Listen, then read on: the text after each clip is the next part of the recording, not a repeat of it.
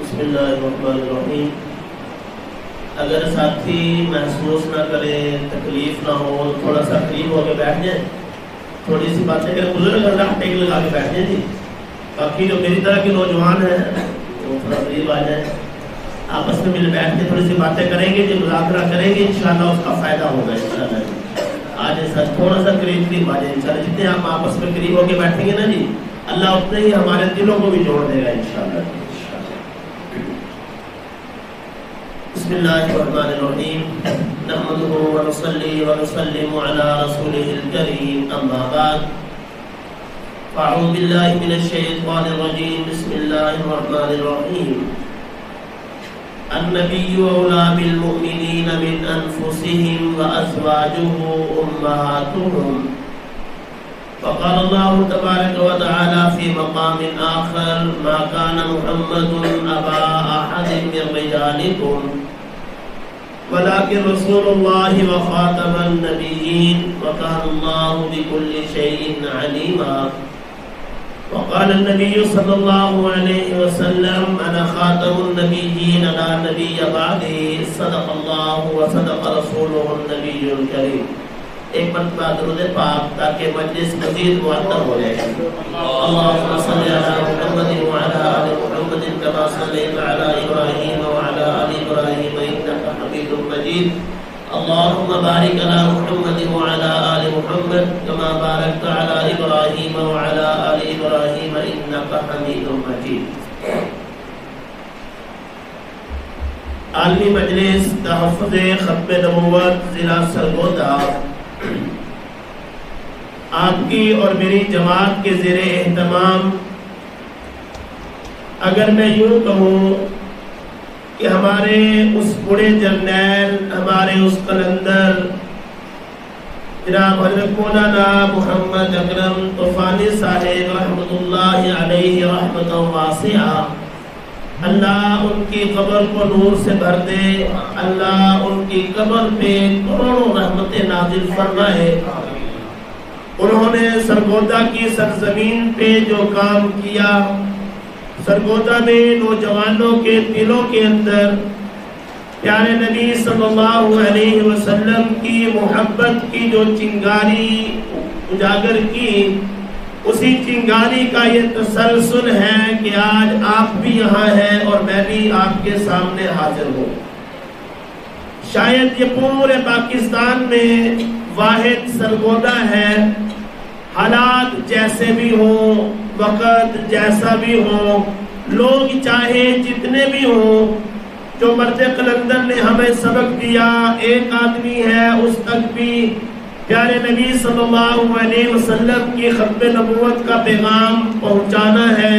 1000 آدمی ہے تو اس تک بھی پیغام پہنچانا ہے. یہ میرے ذمہ ہے، میرے لیے فرض عین ہے کہ میں اس پیغام کو پہنچاؤں. ختم نبوت کا کام کیسے کیا جائے، آج کا یہ عنوان ہے. لیکن میں اس سے پہلے اس کام پر اللہ کی طرف سے جو ہمیں ملے گا وہ کچھ عرض کرنا چاہتا ہوں.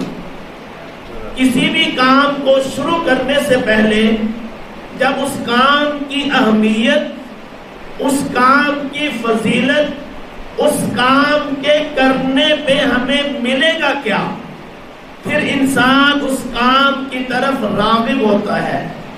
اللہ نے قرآن میں جہاد کا حکم دیا. اللہ نے پہلے ان اللہ اشتری من المؤمنین انفسهم واموالهم بان لهم الجنہ. اللہ نے پہلے جنت کی خوشخبری دی. اللہ نے پہلے جہاد قتال پر ملنے والے ثواب کو بتا دیا. ان اللہ اشتری من المؤمنین انفسهم، کہ بے شک اللہ نے خرید لیا ایمان والوں کی جان اور مال کو جنت کے بدلے میں. اے ایمان والوں تمہیں میں جنت دوں گا. اچھا یا اللہ ہمیں کرنا کیا پڑے گا؟ تو ہمیں جنت دے رہا ہے، اور جنت کتنی بڑی ہے، سبحان اللہ. یاد رکھیے گا اس مجلس میں بیٹھے نا، آپس میں تھوڑی دیر مذاکرہ بھی ہو جائے. ویسے تو اس مجلس میں سانس لینا بھی ثواب ہے. مسجد ہے، باوضو ہے، مقدس جگہ ہے، اور دنیا کائنات کی جتنی بھی عبادتیں ہیں نا، ان تمام عبادتوں کی جڑ بنیاد اور تمام عبادتوں حتیٰ کہ روزہ، نماز، حج، زکوٰۃ، عمرہ، بیت اللہ کے طواف سے بھی بڑھ کر کام ہے ختم نبوت کی حفاظت کرنا۔ اس میں انشاءاللہ آگے دلائل بھی عرض کروں گا۔ تو اس مجلس میں جب بھی کوئی بات سمجھ میں آئے تو سبحان اللہ کہیں گے۔ اب اس سبحان اللہ کہنے پہ ہمیں ملے گا کیا؟ بات وہی ہے نا، انسان حریص ہے، کوئی بھی چیز ہے نا، ہم تجارت کرتے ہیں، دکانداری کرتے ہیں، ملازمت کرتے ہیں، تو پہلے ہماری ڈیل ہوتی ہے، ہمارے ذہن میں ایک نقشہ ہوتا ہے، یار میں صبح جا کے دکان کھولوں گا، شام تک میں دکان پہ بیٹھوں گا، اپنی غمی، اپنی خوشی، اپنے گھر والے، بیوی بچے سب کو چھوڑ کے سارا دن کرسی پہ بیٹھا ہوں۔ کیوں بیٹھا ہوں؟ مجھے ملے گا کیا؟ انسان پہلے اپنے فائدے کے بارے میں سوچتا ہے کہ مجھے ملے گا کیا۔ تو فائدے دو طرح کے ہیں، ایک دنیا کا ہے، ایک آخرت کا ہے۔ اور یاد رکھیے گا، ایمان والے مسلمان کسی بھی حالت میں وہ نقصان نہیں ہے مسلمان کو۔ تو دنیا کائنات کی سب سے بڑی عبادت وہ ختم نبوت کا تحفظ ہے۔ تو اس پہ ہمیں ملے گا کیا؟ میں عرض کر رہا تھا کہ سبحان اللہ کہنے میں ہمیں ملے گا کیا؟ آپ اکثر فضائل اعمال سنتے ہیں، روزانہ تعلیم ہوتی ہے کہ جو آدمی ایک مرتبہ سبحان اللہ کہتا ہے، جنت کے اندر ایک درخت لگتا ہے، 100 سال تک عربی گھوڑا دوڑتا رہے تو اس کا سایہ مکمل نہ ہو۔ یہ حدیث مبارکہ ہے۔ ہمارے استاد محترم حضرت مولانا مفتی محمد طیب سلیم صاحب دامت برکاتہم العالیہ فرمانے لگے کہ ایک دن ہم نے حساب کیا کہ اگر 100 سال تک عربی گھوڑا دوڑے تو وہ کتنا دوڑ لے گا، ہمیں جنت میں کتنی جگہ ملے گی ایک مرتبہ سبحان اللہ کہنے میں؟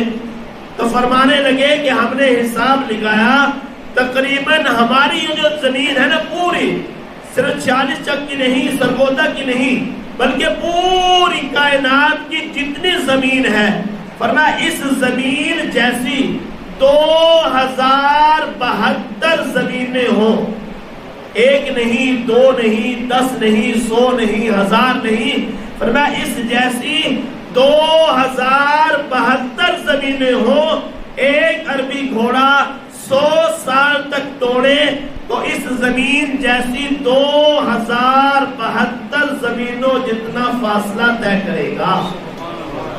یعنی ہم ایک مرتبہ سبحان اللہ کہیں گے نا، اللہ ہمیں جنت میں اتنی جگہ عطا فرمائے گا جتنی ہماری اس زمین جیسی 2072 زمینیں ہیں۔ یہاں 5 مرلے کا پلاٹ لے کے بنانا اوکھا ہو جاتا ہے، اور وہاں ایک مرتبہ سبحان اللہ کہنے پہ کتنی جگہ؟ 2072 زمینیں ہماری اس زمین جیسی۔ تو اس لیے ایک تو یہ کام کرنا ہے کہ جو بات سمجھ آئے، سبحان اللہ کہنا ہے، اس سے ہوگا کیا؟ ایک تو جنت میں اتنی زمین ملے گی، اور دوسرا بیداری کا ثبوت ہوگا کہ آپ جاگ رہے ہیں، یہ نہ ہو کہ آپ بھی اونگ رہے ہو اور پھر میں بھی اونگتا رہوں گا۔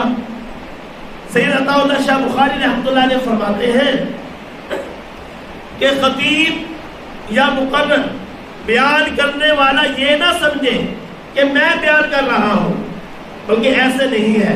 فرمایا اشتہار چھپتے ہیں، دور دیہات میں کسی دیہاتی نے اشتہار دیکھا کہ آج فلاں خطیب سرگودا کی بلاک نمبر 1 مسجد میں آ رہا ہے یا گول چوک میں آ رہا ہے۔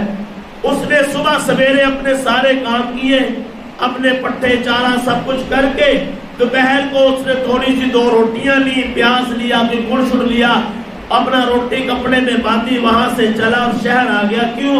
کہ میں بیان سننے کے لیے جا رہا ہوں۔ اس نے عصر بھی پہلی صف میں پڑھی، اس نے مغرب بھی پہلی صف میں پڑھی، مغرب کے بعد جو 2 روٹیاں لے کے آیا تھا وہی کھا کے پانی پی کے پھر عشاء کی نماز پہلی صف میں پڑھ کے وہیں پہ بیٹھ گیا۔ اب وہ اس انتظار میں ہے کہ مہمان خصوصی آئے اور میں اس کا بیان سنوں۔ اب مہمان خصوصی آگے، وہ دیہاتی جو ظہر کی نماز کے بعد سے اپنے گھر سے نکلا ہے، روٹی ساتھ لی ہے، سفر کیا ہے، فکر کی ہے، مشقت برداشت کی ہے، پھر آ کے بیٹھ گیا. اب وہ جب مہمان خصوصی یا کوئی بھی خطیب بیان شروع کرتا ہے، وہ یوں غور سے بیٹھ کے اس خطیب کی طرف دیکھ رہا ہے. تو سید عطاءاللہ شاہ بخاری رحمۃ اللہ علیہ فرماتے ہیں اب وہ خطیب نہیں بول رہا بلکہ اس دیہاتی کی توجہ پر اللہ اس خطیب کے دل کے اندر الفاظ کو القاء کرتے ہیں. سامعین جتنا توجہ سے بیٹھے گا، پروفیسر صاحب بیٹھے ہیں، شاگرد جتنی توجہ سے بیٹھیں گے نا استاد کو اتنا ہی پڑھانے کا مزہ آئے گا. خطیب جتنا، سامعین جتنا توجہ سے بیٹھیں گے نا اللہ اتنے ہی خطیب یا واعظ کے دل پہ الہام کرتے ہیں. اور وہ یاد رکھیے گا خطیب نہیں بولتا بلکہ سامعین کی جو توجہ ہوتی ہے نا اس کی وجہ سے اللہ اس کے دل پہ الفاظ کو القاء کرتے ہیں. ایک تو میں کوشش کروں گا کہ جلدی اپنی جان بھی چھڑا لوں، آپ کی چھوڑ دوں انشاءاللہ، یہ میرا آپ سے وعدہ ہے. آپ تھوڑا سا توجہ سے بیٹھیں گے، جو تھوڑی دیر آپس میں باتیں کریں گے، مذاکرہ کریں گے، تھوڑا سا جاگ کے بیٹھے تاکہ آپ کو بھی فائدہ ہو، مجھے بھی فائدہ ہو. تو عنوان ہے کہ ختم نبوت کا کام کیسے کریں. لیکن میں نے عرض کیا کہ اس کام کو کرنے سے پہلے ہمیں اس کام پہ ملے گا کیا، پہلے ہم اس کی بات کرتے ہیں. ایک روایت کے اندر آتا ہے کہ کل قیامت کا دن ہوگا، پیارے نبی صلی اللہ علیہ وسلم کا جو حوض ہے، حوض کوثر، اِنَّا أَعْطَيْنَاكَ الْكَوْثَرَ، وہ جتنے بھی انبیاء ہیں آدم علیہ السلام سے لے کے حضرت عیسیٰ علیہ نبینا علیہ السلام تک ان تمام حوضوں سے بڑھ کر پیارے نبی صلی اللہ علیہ وسلم کا حوض ہے.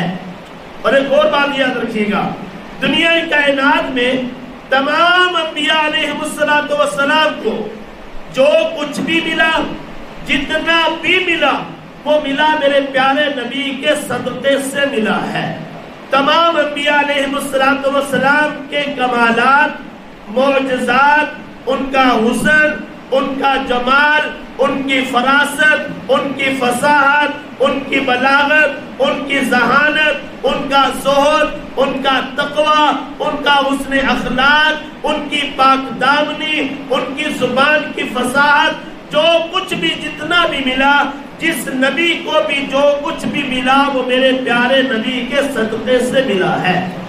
حتیٰ کہ آدم علیہ السلام کا وجود یہ میرے پیارے نبی صلی اللہ علیہ وسلم کا صدقہ ہے. اگر اللہ نے پیارے نبی صلی اللہ علیہ وسلم کو اس دنیا کے اندر مبعوث نہ کرنا ہوتا، اللہ نے پیارے نبی کو اس دنیا میں نہ بھیجنا ہوتا، تو آدم علیہ السلام کو اللہ رب العزت پیدا نہ کرتے. آدم علیہ السلام جب جنت سے دنیا میں آئے 40 سال تک روتے رہے، آسمان کی طرف نگاہ اٹھائی اور عرض کی یا اللہ میں تجھ سے محمد صلی اللہ علیہ وسلم کے واسطے اور وسیلے سے اپنی اس غلطی کی معافی چاہتا ہوں. رب کائنات باوجود کہ میرا اللہ سب کچھ جانتا ہے، میرا اللہ عالم الغیب ہے، میرا اللہ علیم بذات الصدور ہے، میرا اللہ اقرب الیہ من حبل الورید ہے، باوجود کہ میرا اللہ سب کچھ جانتا ہے، پھر بھی اللہ پوچھتے ہیں آدم آپ کو کیا پتا کہ محمد صلی اللہ علیہ وسلم کون سی ہستی ہے؟ آدم علیہ السلام نے عرض کی یا اللہ میں جنت میں رہا، میں نے جنت کی سیر کی، میں نے جنت کے درختوں پہ بھی نام محمد پایا، جنت کی حوروں کی پیشانی پہ بھی نام محمد پایا، عرش معلیٰ پہ لکھا ہوا نام محمد پایا. تو رب کائنات نے تمام انبیاء علیہ السلام کو جو کچھ بھی دیا وہ پیارے نبی صلی اللہ علیہ وسلم کے صدقے سے دیا. تو بات کر رہا تھا حوض کوثر کی، تو فرمایا کہ تمام انبیاء علیہ السلام کے حوض ہوں گے، لیکن پیارے نبی صلی اللہ علیہ وسلم کا جو حوض ہے نا وہ تمام انبیاء کے حوض سے بڑا ہوگا. اور پھر فرمایا کہ بعض نبی تو ایسے ہوں گے کہ جس کا صرف ایک امتی ہوگا، ایک امتی، اور اس حوض کا جام پیالہ بھی ایک ہی ہوگا، پینے والا بھی ایک ہے، پلانے والا بھی ایک ہے۔ بعض نبی ایسے ہوں گے جن کے امتی 10 ہیں، بعض نبی ایسے ہیں جن کے امتی 80 ہیں، بعض نبی ایسے ہیں جن کے امتی اس سے زیادہ ہیں، لیکن چونکہ ہمارے پیارے نبی امام الانبیاء، خاتم الانبیاء، سرور کونین جناب نبی کریم حضرت محمد مصطفیٰ صلی اللہ علیہ وسلم اللہ کے آخری نبی ہیں، پیارے نبی کے بعد کوئی نیا نبی پیدا نہیں ہوگا جو کہ نبوت کا دعویٰ کرے گا، کذاب ہے، دجال ہے، جھوٹا ہے، جہنمی ہے۔ حتیٰ کہ امام اعظم امام ابو حنیفہ رحمۃ اللہ علیہ فرماتے ہیں اگر کوئی آدمی نبوت کا دعویٰ کرتا ہے اور دوسرا آدمی کہتا کہ اچھا وہ نبی ہونے کا دعویٰ کر رہا ہے، اپنے نبی ہونے کی کوئی دلیل دے، تو فرمایا دلیل مانگنے والا بھی کافر ہو جاتا ہے، کیونکہ ہمارے نبی قیامت تک کے لیے نبی ہیں۔ تو پیارے نبی صلی اللہ علیہ وسلم کا جو حوض ہے وہ تمام انبیاء کے حوض سے بڑا ہوگا، اور فرمایا کہ حوض کے جو پیالے ہیں، حوض کے جو جام ہیں، حوض کے جو گلاس ہیں، ان کی تعداد آسمان کے ستاروں کے برابر ہے۔ حوض کے 4 کونے ہیں، ایک کونے پہ سیدنا صدیق اکبر رضی اللہ تعالیٰ عنہ تشریف فرما ہوں گے، ایک کونے پہ سیدنا عمر فاروق رضی اللہ تعالیٰ عنہ، ایک پہ حضرت عثمان غنی رضی اللہ تعالیٰ عنہ، اور ایک پہ حضرت علی رضی اللہ تعالیٰ عنہ تشریف فرما ہوں گے۔ درمیان میں پیارے نبی صلی اللہ علیہ وسلم تشریف فرما ہوں گے۔ کچھ کو تو سیدنا ابو بکر صدیق پلائیں گے، کچھ کو حضرت عمر پلائیں گے، کچھ کو حضرت عثمان غنی، کچھ کو حضرت علی رضی اللہ تعالی عنہم، اور کچھ کو خود پیارے نبی صلی اللہ علیہ وسلم جام بھر بھر کے پلائیں گے۔ اچانک اللہ کے نبی صلی اللہ علیہ وسلم وہ جام پیالہ رکھ دیں گے اور اپنے دونوں ہاتھوں سے یوں چلو بنائیں گے، مل کر دیکھیں، یوں چلو بنائیں گے، جیسے بچپن میں ہم اپنے بچوں کو نلکے سے پانی پلاتے ہیں نا، چلو بنا کے منہ لگا دیتے ہیں۔ روایات کے اندر آتا ہے کہ پیارے نبی صلی اللہ علیہ وسلم یوں چلو بنائیں گے، حوض کوثر سے چلو بھریں گے اور اپنے امتی کے منہ کو لگائیں گے، اپنے امتی کے ہونٹوں کو لگائیں گے۔ لوگ دیکھیں گے، حیران ہوں گے، یہ کون ہے؟ اتنا اوور پروٹوکول، اتنا سعادت مند، اتنا خوش بخت، اتنا خوش قسمت آدمی یہ کون ہے کہ اللہ کے نبی صلی اللہ علیہ وسلم نے جام نہیں، پیالہ نہیں، اپنے ہاتھوں سے چلو بھر کے اس امتی کے منہ کو لگایا۔ آخر یہ ہے کون؟ تو بتایا جائے گا کہ جب دنیا والے دنیا کی دوڑ میں لگے ہوئے تھے، جب دنیا والے اپنی دکان کے چکر میں لگے ہوئے تھے، جب دنیا والے 99 سے 100 کے چکر میں لگے ہوئے تھے، ورنہ یہ وہ میرے امتی ہیں جو میرے دین کو بچانے کی فکر میں لگے ہوئے تھے۔ اس فکر پہ اللہ رب العزت کے پیارے نبی کل قیامت کے دن اپنے ہاتھوں سے چلو بھر کے اپنے امتی کے منہ کو لگائیں گے۔ یہ آپ سب وہ لوگ ہیں جو اس حدیث کے مصداق ہیں، باوجود کہ گرمی کا موسم ہے، باوجود کہ اس وقت آرام کا موسم ہے، آرام کا وقت ہے، بیٹھنا مشکل ہے، بولنا مشکل ہے، لیکن کوئی ذاتی غرض نہیں، کوئی سیاسی غرض نہیں، کوئی خاندانی کنبہ قبیلہ کچھ نہیں ہے، صرف اور صرف پیارے نبی صلی اللہ علیہ وسلم کی محبت میں بیٹھی ہے۔ تو یاد رکھیے گا کہ پیارے نبی صلی اللہ علیہ وسلم کی محبت النبی اولا بالمؤمنین من انفسہم، عنوان یہ ہے کہ ہم نے ختم نبوت کا کام کرنا کیسے ہے۔ یاد رکھیے گا اس کا سب سے بڑا نسخہ، جب تک ہمارے دل کے اندر پیارے نبی صلی اللہ علیہ وسلم کی محبت کوٹ کوٹ کے نہیں ہوگی، جب تک ہمارے دلوں کے اندر پیارے نبی صلی اللہ علیہ وسلم کی ختم نبوت کے تحفظ کی اہمیت نہیں ہوگی، اس وقت تک ہم ختم نبوت کا کام نہیں کر سکتے۔ گویا ختم نبوت کا کام کیسے کرنا ہے، اس سوال کا جواب یہ ہے، ہم نے اپنے دلوں میں پیارے نبی صلی اللہ علیہ وسلم کی محبت کو کوٹ کوٹ کے بھرنا ہے، اس ختم نبوت کے کام کی اہمیت کو اپنے دلوں کے اندر اجاگر کرنا ہے، پھر ہم ختم نبوت کا کام کر سکتے ہیں۔ اور اللہ نے قرآن میں خود فرما دیا، النبی اولا بالمؤمنین من انفسہم، یاد رکھنا میری جان پہ اتنا حق نہیں ہے جتنا میرے نبی کا میری جان پہ حق ہے۔ اگر میں یوں کہوں میری سانسوں پہ اتنا میرا اپنا حق نہیں ہے جتنا کہ میرے نبی کا میری سانسوں پہ حق ہے۔ میرے جسم کا ایک ایک حصہ، میرے جسم کا ہر بال نبی کی محبت کے قرض میں ڈوبا ہوا ہے، اور جب تک میں پیارے نبی کی محبت کو دنیا کائنات کی ہر چیز سے زیادہ اپنے دل میں اجاگر نہیں کروں گا، اس وقت تک میں ختم نبوت کا کام نہیں کر سکتا۔ اور پیارے نبی صلی اللہ علیہ وسلم کی محبت پہ پھر ہمیں ملے گا کیا؟ آج آ کے بات وہی ہے، ملے گا کیا؟ ایک صحابی رضی اللہ تعالیٰ عنہ حاضر ہوئے، عرض کی، اے اللہ کے نبی صلی اللہ علیہ وسلم، قیامت کب آئے گی؟ متی الساعہ، قیامت کب آئے گی؟ حالانکہ قیامت کا علم تو اللہ ہی کی ذات کو ہے کہ قیامت کب آئے گی، لیکن پیارے نبی صلی اللہ علیہ وسلم نے ارشاد فرمایا، اے میرے صحابی، آپ جو پوچھ رہے ہو کہ قیامت کب آئے گی، آپ نے قیامت کی ایسی کون سی تیاری کر رکھی ہے کہ آپ قیامت کے بارے میں پوچھ رہے ہیں کہ قیامت کب آئے گی؟ تو صحابی رضی اللہ تعالیٰ عنہ نے جواب دیا،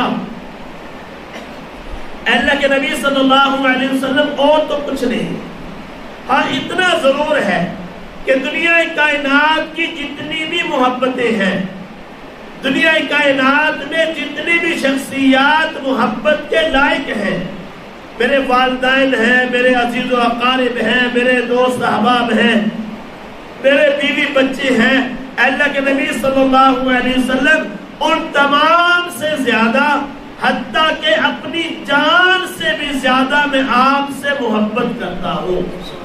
میرے اعمال، میری نمازیں، میرے روزے اتنے نہیں، لیکن ایک عمل ایسا ہے کہ جسے میں لیے پھر رہا ہوں، وہ عمل کیا ہے کہ میں دنیا کائنات میں سب سے زیادہ، حتیٰ کہ اپنی جان سے بھی زیادہ میں آپ سے محبت کرتا ہوں۔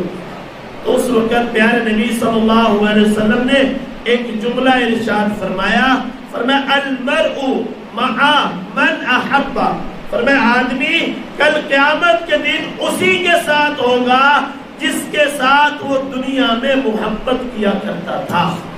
صحابہ کرام رضوان اللہ تعالی علیہ مجمعین فرماتے ہیں، پیارے نبی صلی اللہ علیہ وسلم کی اس بات سے ہمیں اتنی خوشی ہوئی کہ دنیا کائنات میں ہمیں سب سے زیادہ محبت اللہ کے پیارے نبی صلی اللہ علیہ وسلم سے ہے۔ تو جب ہمیں محبت سب سے زیادہ پیارے نبی کے ساتھ ہے تو کل قیامت کے دن ہمارا حشر بھی پیارے نبی کے ساتھ ہوگا۔ ہم یہاں پہ جو بیٹھے ہیں نا، وہ پیارے نبی کی ختم نبوت کے لیے، پیارے نبی کی محبت میں بیٹھے ہیں، اور پیارے نبی صلی اللہ علیہ وسلم کی جو حدیث مبارکہ اس کا مصداق کہ المرء مع من احب، آدمی کل قیامت کے دن اسی کے ساتھ ہوگا جس کے ساتھ وہ محبت کیا کرتا ہے۔ فرمایا اس حدیث مبارکہ کے مصداق آپ سب لوگ شامل ہیں۔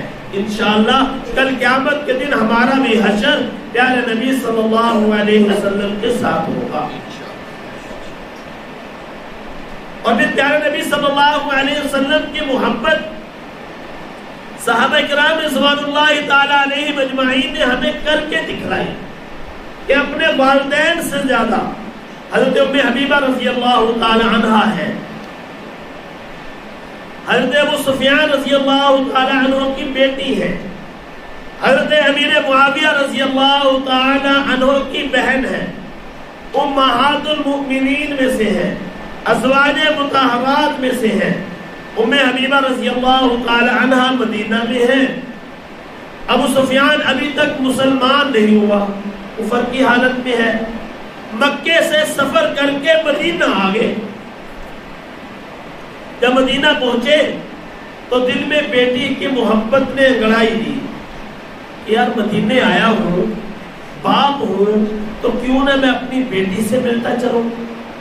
باپ کے دل کے اندر جو بیٹی کی محبت ہوتی ہے نا، یا بیٹی کو اپنے باپ سے جو محبت ہوتی ہے، یا باپ ہی جانتا ہے یا بیٹی ہی جانتا ہے۔ اور آپ سارے میرے دوست احباب بیٹھے ہیں، معذرت کے ساتھ خدا کی قسم اتنا ہم اپنے والدین کا خیال نہیں رکھتے جتنا بیٹیاں اپنے والدین کا خیال رکھتی ہے۔ باپ سارا دن تھکا ہارا ماندہ شام کو گھر آتا ہے، بیٹی کبھی جوتا لا کے دے رہی ہے، بیٹی کبھی کپڑے لا کے دے رہی ہے، کبھی کپڑے جھاڑ رہی ہے، کبھی داڑھی کو پیار کر رہی ہے، کبھی بالوں کو صاف کر رہی ہے۔ بیٹی ہے کہ وہ باپ کی خدمت میں لگی ہوئی ہے، اور بیٹا ہے کہ اس کی نظر باپ کی جیب پہ لگی ہوئی ہے کہ کچھ ملے صحیح جیب میں سے۔ تو بیٹیاں اپنے باپ سے، اپنے والدین سے بہت محبت کرتی ہے، اور باپ بھی اپنی بیٹی سے بہت محبت کرتا ہے۔ تو حضرت ابو سفیان رضی اللہ تعالیٰ عنہ نے کہا کیوں نہیں، مدینے آیا ہوں تو کیوں نہ میں اپنی بیٹی ام حبیبہ سے ملتا چلوں۔ پیارے نبی صلی اللہ علیہ وسلم کے گھر حاضر ہو گئے، دروازے پہ دستک دی، پوچھا من دق الباب؟ انا ابو سفیان۔ ام حبیبہ رضی اللہ تعالیٰ عنہ بیٹی ہے، اب بیٹی پردے کے اندر ہے، باپ باہر ہے۔ بیٹی نے باپ کی آواز سنی، کئی سال کے بعد آواز سنی، لمبی جدائی کے بعد باپ مکے سے مدینے آیا ہے اور بیٹی سے ملنے کے لیے آیا ہے۔ ام حبیبہ رضی اللہ تعالی عنہا نے اندر آنے کی اجازت دی۔ ابو سفیان اندر داخل ہوئے، بیٹی کا چہرہ دیکھا، بیٹی کی آنکھوں میں آنکھیں ڈالی۔ چاہے کفر کی حالت میں تھے، لیکن باپ اور بیٹی کا جو رشتہ ہے وہ بہت مضبوط رشتہ ہوتا ہے۔ ام حبیبہ رضی اللہ تعالی عنہا نے باپ کو دیکھا اور آگے چل دی۔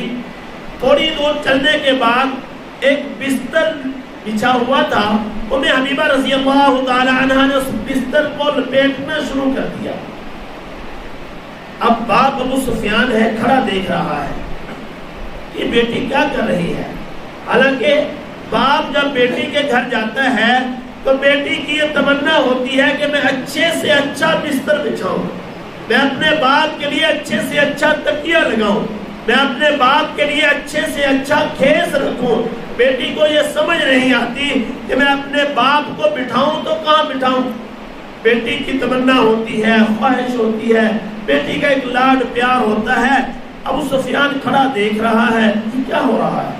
ام حبیبہ رضی اللہ تعالی عنہ نے بستر لپیٹا اور لپیٹ کے سائڈ پہ رکھ دیا اور اپنے باپ ابو سفیان سے کہا کہ یہاں تشریف رکھیے، یہاں بیٹھیے۔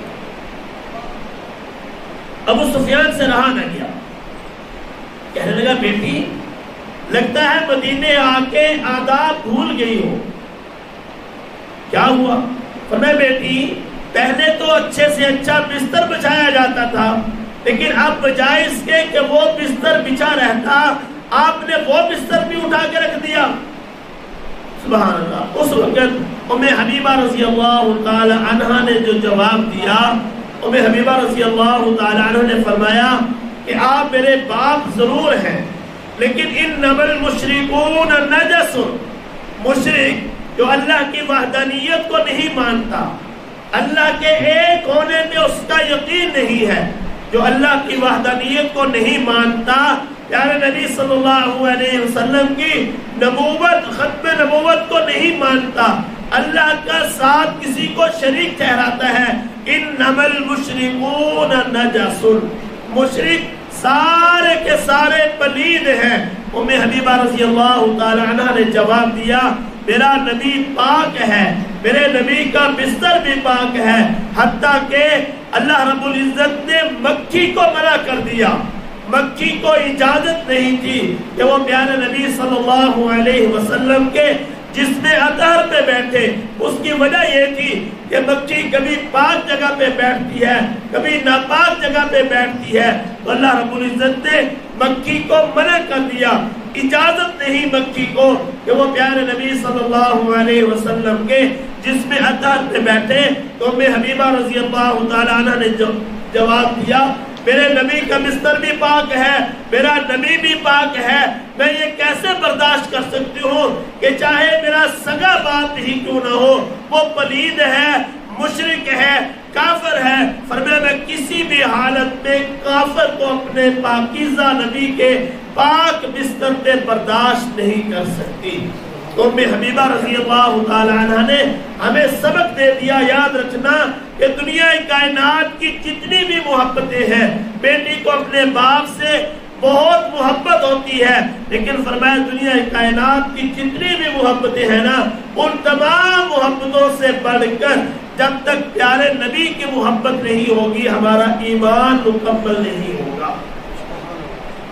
سیدنا صدیق اکبر رضی اللہ تعالی عنہ ہے جن کے بارے میں پیارے نبی صلی اللہ علیہ وسلم کا فرمان ہے ارحم امتی بی امتی ابو بکر, میری امت میں سب سے زیادہ رحم دل, میری امت میں سب سے زیادہ نرم, سب سے زیادہ رقیق القلب ابو بکر ہے. ابو بکر نے اپنے سگے باپ ابو قحافہ کے منہ پہ تھپڑ مار دیا. پیارے نبی صلی اللہ علیہ وسلم تک بات پہنچی. سیدنا صدیق اکبر رضی اللہ تعالیٰ عنہ کو بلوایا گیا. فرمایا ابو بکر یہ کیا ہوا, آپ تو